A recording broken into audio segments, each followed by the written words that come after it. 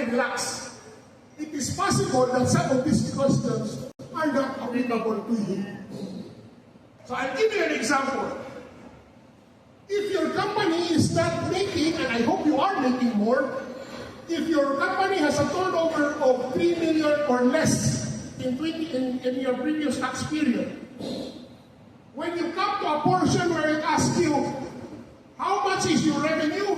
And you put, let's say, 2.5 million. And then a question there will say, do you want to avail the small business relief? When you think that, the other boxes will close. So that is what we call a simplified corporate tax return. Okay?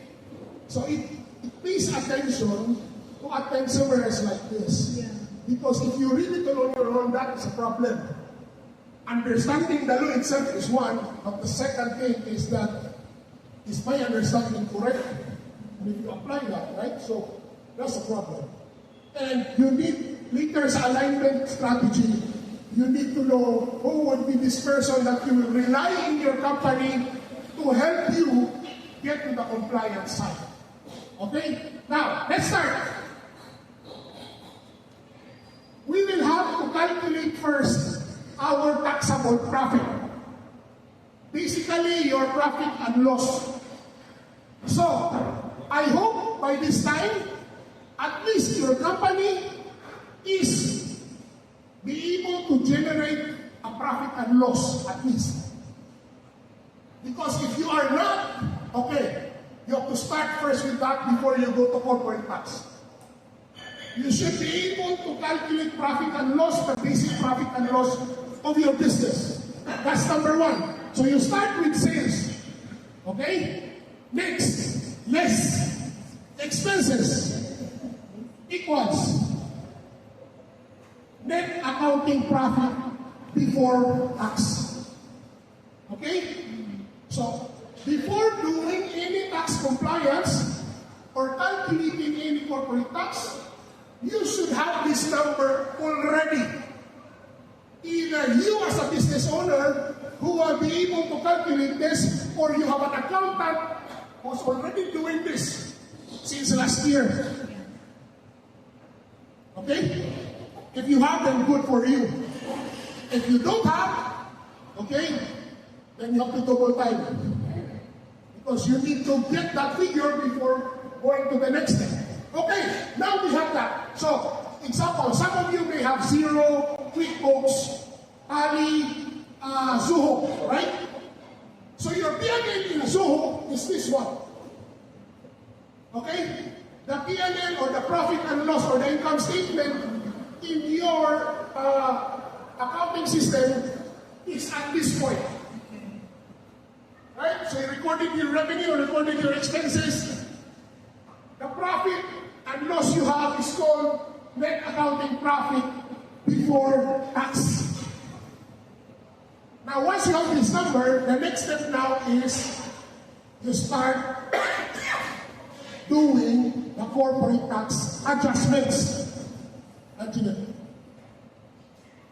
First, you have to remove from your accounting profit, you have to remove exempt income.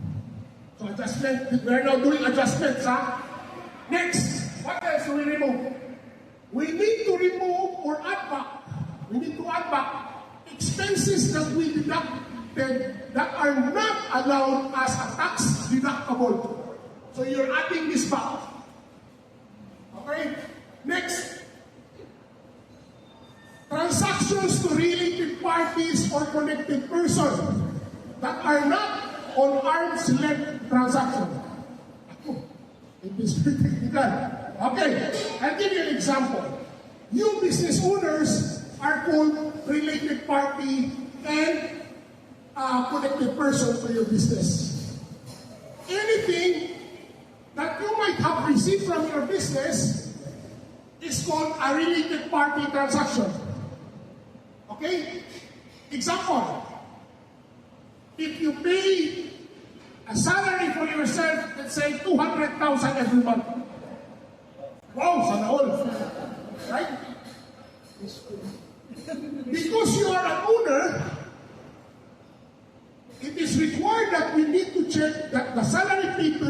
arm's length?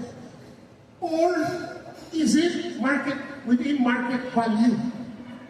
So we have to ask the question, do business owners of the similar industry that you have in other companies receive the same amount of salary? No. So if the salary is actually 20,000, then the 200,000 is not an arm's length transaction. So in my example, how much only is the arm's length transaction? 20,000, right? So the 180,000 is not a valid salary expense. So you have to adjust that also. Okay? Or you have a company, sister company, for purposes of maximizing deduction, okay? You have invoiced another company more than the allowed transfer pricing policies, okay? In excess. So anything in excess of the arm's length, you need to remove that as well. Okay, so now that's our third adjustment. Next, other relief as per corporate tax laws and decisions. So, one example would be what you call loss carrying over. Okay? So if the previous year you have losses, definitely you're not paying corporate tax, right? Again, it's only for corporate profits. Under the law, 75% of your your losses, business losses, can be carried forward to the next period as an additional deduction. Example, you have, let's say, just an example, 100,000 loss. So 75% of 100,000 is 75,000, right? This year, you will have a profit of 500,000, for example, right? So 500,000, you will remove the carryover last year as an additional deduction, which is the 75,000. So from 500, you will have already 425,000, right? Then minus the 675, which is the zero part, magkano yung book mas calculator. Okay? 125, 3 basta, let's say 50,000. 50,000 or 100,000 example, I'm not sure it's an amount. And that is the remaining part that we calculate for the 9%. But that is just an example. Okay? So, anything relief. Another would be if you are elected. So there are so many reliefs that is available for us, no? In certain election, like for example, choosing between realized and unrealized gains, for example, that could be part of that as an adjustment. Again, I'm just putting out how the formula works in this situation. Next, and then any other adjustment that needs to be adjusted. After that, you will have taxable income already. Okay? So taxable income, now you have a taxable income. The next step now is calculating the rates. So next step. So, income between 0 to 375,000 will be 0%. Next. Exceeding of that will be the calculation of 9%. Then, the result would be corporate tax due before other tax adjustment. So here, did we complete already our corporate tax calculation? Are we done here already? No, we are not done yet. Okay? Because there are still other adjustments after we calculate the tax due. Next, consider. First, would be we are going to deduct any withholding taxes or foreign credits if you have. So the withholding taxes and credits is only adjusted after you calculate the rate, not included in this list. Okay? Next. Finally, your final corporate tax due. Now, let's look at this calculation. Are our companies in the level of being able to calculate like this already? At least in principle. I hope so, right? Now, to really be able to do this is to understand these adjustments and understanding also these credits and things. This is what we will cover now, after. Yeah? Good. Next. Now, go back to the previous slide. Okay? So, the way I will approach this here is I'll try to cover line by line how we are going, what is this all about. Okay? So, I'll start with taxable income, which is actually our sales. No? So, taxable income. Generally, what are income of our businesses that are taxable? General rule, everything. General rule. Anything that you make money from someone is taxable. Okay? Let it sink and be clear as a general rule. This includes income of your business that are earned inside of UAE and those earned by your business outside of UAE.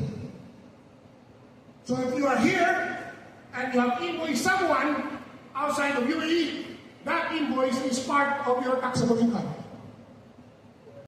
If your customer is in South America, that income you have is taxable in UAE. Okay? So it is not the location of where you get the revenue or income. It is the nature or the status of the taxable person itself. So you are a taxable person as a business because you are here in UAE. Any income you have, taxable. Why? Because you are in UAE. Because you are operating in UAE, and therefore, UAE corporate tax will apply to you. Okay? Next. I'll go back. There's one point.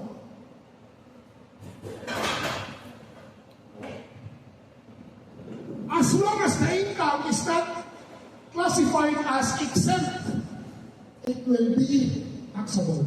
Okay, next. Okay.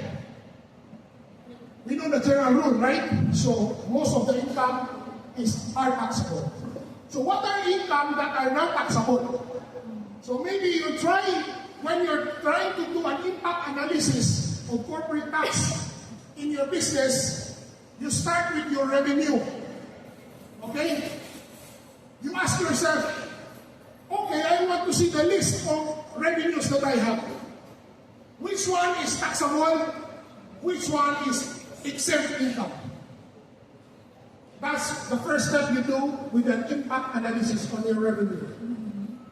So to know what are the exempt income, we follow what the law provides for types of income that are exempt. Number one, dividends and profit distribution received from UAE company, participating interest from foreign jurisdiction person. Okay, medyo technical. Let's simplify. Before I proceed, let me ask, how many of you in your business, you have a business, right? Your business is investing in another business as a shareholder or owner, meaning your business itself is a shareholder of another company. Who among you? No. No, right? Very good. You made your life easy. Okay. Now, just in case that your business, Dexter LLC, invested into another company, Robert LLC, and I make money from dividends from Robert, so Dexter LLC will receive dividends and profit distribution. Again, Dexter LLC, not the Dexter owner who's investing. I'm talking about the company itself investing to Robert LLC. If Robert LLC, that is here in UAE, okay, local company, issue dividends. Texas LLC will have a dividend income, correct? Is that taxable? No. So you remove that from your P&L. Okay. I will revise the example. Dexter Destajo, owner of Dexter LLC, in his personal capacity, invested to Robert LLC business. And then Robert LLC business issued dividends to Dexter Destajo as an individual. Is Dexter Destajo liable for corporate tax? First question. On the dividends. Okay, before I answer that second question, were Dexter LLC liable for corporate tax? First question, the answer to the question is no. Because that is not business tax. It's not business income. Okay? The second question, no. Why? Because he is not the investor. It's not relevant. Okay?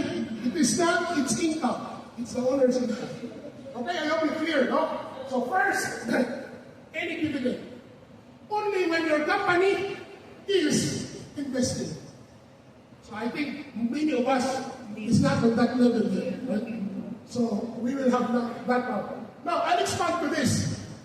I mentioned Robert LLC is a local company. How about if your business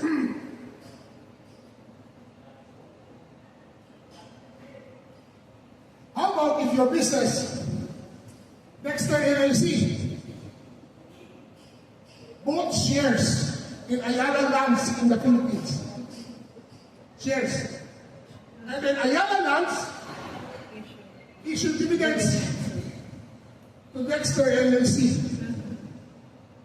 Is that dividend taxable? General rule, yes. Yes. Yes. General rule, yes. Except if you belong to what we call participating interest exemption rule. So what is this?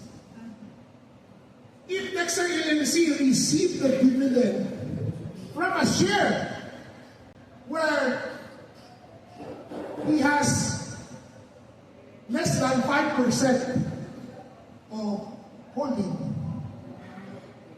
and he was holding the share for more than 12 months, then, okay, go. Okay? So if you did not meet that condition, then it will not be taxable.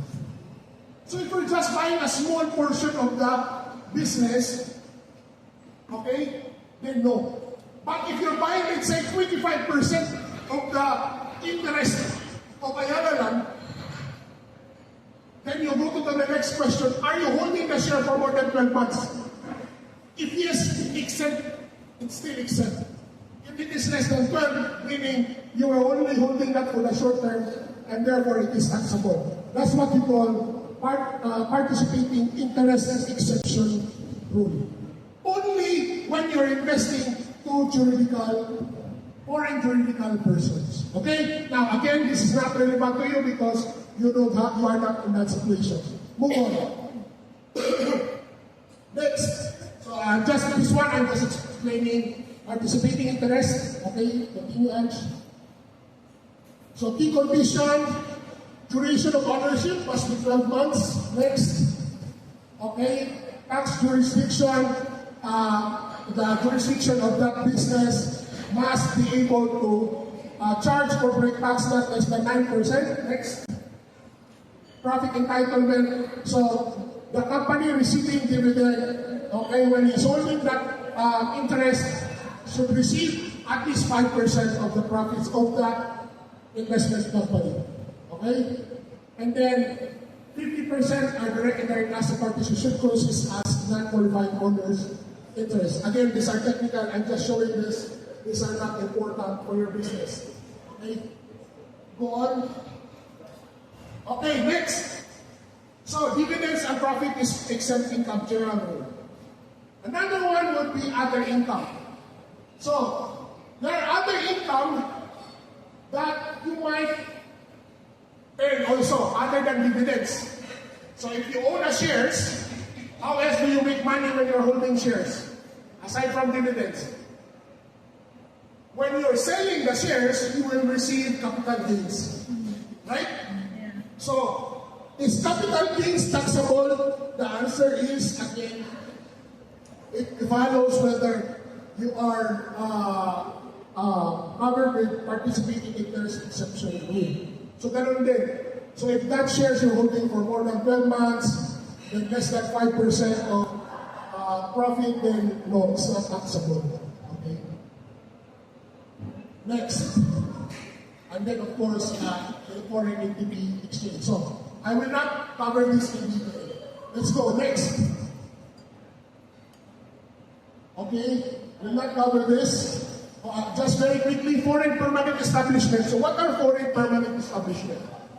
And this might not be important to you right now because most of your business is here in UAE. Okay? However, there's a possibility that your restaurant might be set up, for example, in Qatar, for example. Right? Okay. So this is where it's important to understand foreign permanent establishment. So what is foreign permanent establishment? You're a company here, incorporated here. And then, instead of creating a new company, totally separate and new in Qatar, you just set up a branch entity. When you are setting a branch entity, that means that branch is still part of your company that is here in UAE. The branch in Qatar is now called foreign permanent establishment. So these are just the criteria. There's a fixed place outside, income source outside of UAE.